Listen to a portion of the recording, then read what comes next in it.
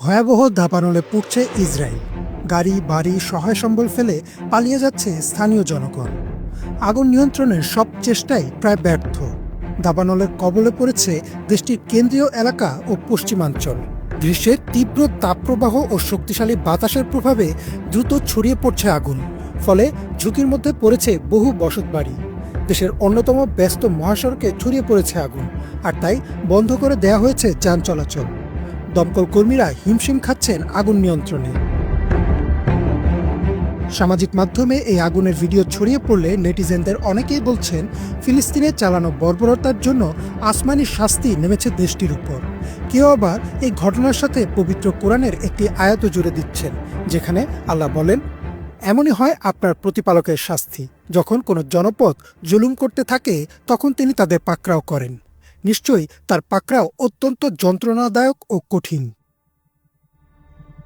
Israeli সংবাদ মাধ্যম ও আন্তর্জাতিক বিভিন্ন সংবাদ সংস্থার তথ্য অনুযায়ী দাবানলের কারণে ইতোমধ্যেই ইসরায়েলের অনেক শহরের বাসিন্দাদের সরিয়ে নেওয়া হয়েছে। অল ইসরায়েল নিউজ এর প্রতিবেদনে জানানো হয়, বেইত শেমেশের আশেপাশের ঘনবসতিপূর্ণ এলাকাগুলোর কাছে আগুন পৌঁছে যাওয়ায় রুট 1 মহাসড়ক বন্ধ করে দেওয়ার প্রস্তুতি নেয় কর্তৃপক্ষ।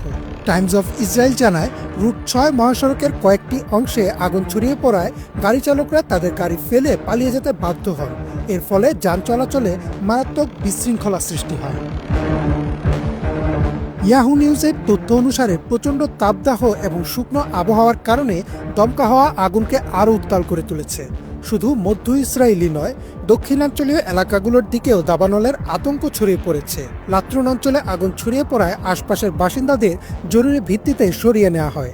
কর্তৃপক্ষ জানায়, অন্তত 13টি টিম কাজ করছে আগুন নিয়ন্ত্রণে আনতে, কিন্তু আগুনের বিস্তার ও বেগের সাথে পেরে উঠছে না দমকল বাহিনী। এলা ভ্যালি সংলগ্ন এলাকায় এবং দেশটির বিভিন্ন বনাঞ্চলে আগুন দ্রুত ছড়িয়ে পড়েছে।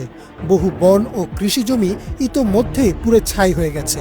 কর্তৃপক্ষ উদ্বেগ প্রকাশ করেছে যে যদি বৃষ্টিপাত না হয় কিংবা বাতাসের গতি না কমে, তাহলে পরিস্থিতি আরও ভয়াবহ হতে পারে। আনাদুলু এজেন্সি জানায়, ইসরায়েলের আবহাওয়া অধিদপ্তর রেকর্ড পরিমাণে উচ্চ তাপমাত্রার কথা জানিয়েছে, যা দাবানলের অন্যতম প্রধান কারণ হিসেবে বিবেচিত হচ্ছে। ফায়ার সার্ভিস ও উদ্ধারকারী বাহিনীগুলো আপ্রাণ চেষ্টা করলেও পর্যাপ্ত সংখ্যক সরঞ্জাম এবং পানির উৎসের সীমাবদ্ধতা পরিস্থিতি আরও জটিল করে তুলেছে। পরিস্থিতির ভয়াবহতা এতটাই যে দেশটির প্রধানমন্ত্রী বেঞ্জামিন নেতানিয়াহু দেশের জাতীয় নিরাপত্তা কাউন্সিলের সঙ্গে জরুরি বৈঠক করেছেন, যেখানে ভবিষ্যতে এমন দুর্যোগ মোকাবেলায় আরও আধুনিক সরঞ্জাম এবং আন্তর্জাতিক সহযোগিতা বাড়ানোর কথা বলা হয়। এই দাবানল শুধু কাঠামোগত ক্ষতির নয়, বরং দেশটির পরিবেশের জন্য মারাত্মক হুমকি। ইসরায়েলের অন্যতম প্রাকৃতিক বনাঞ্চল ইতোমধ্যে প্রায় ধ্বংস হয়ে গেছে। এছাড়াও বসতবাড়ি হারিয়ে উদ্বাস্তু হয়ে পড়েছে বহু মানুষ। ইমরান মাহমুদ, বাংলা ভিশন।